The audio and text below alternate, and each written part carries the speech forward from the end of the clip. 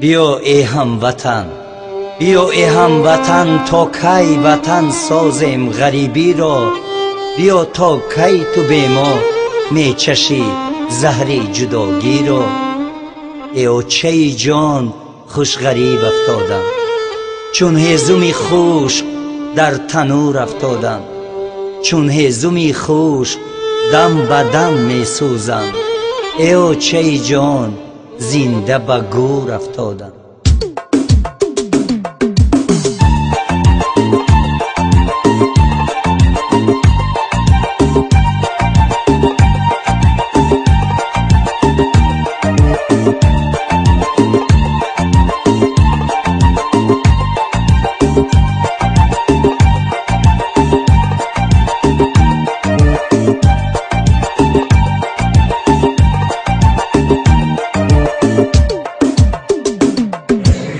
ای بچه جان، پای ساعت چند دیگه؟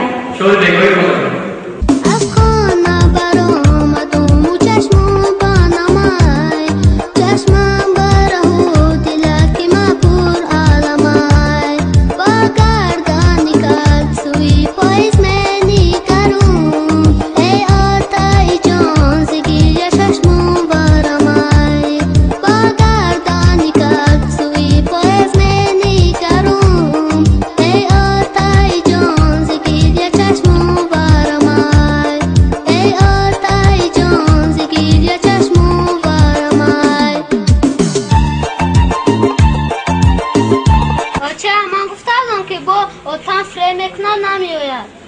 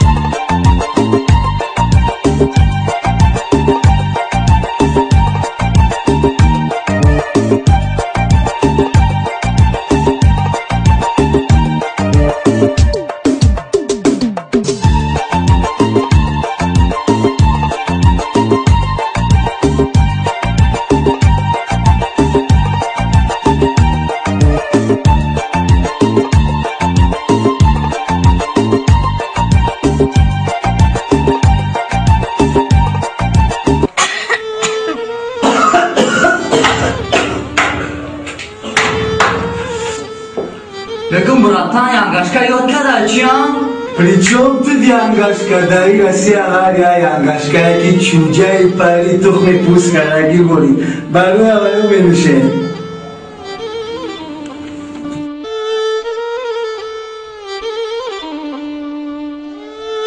در پشتکی خانمان گفتم مخچه، در حقیقت زندگی سوخت مرچه. در حقیقت زندگی سوختن تلخه، ای بهرک زندگی گذشت مرچه. ای بهرک زندگی گذشت مرچه.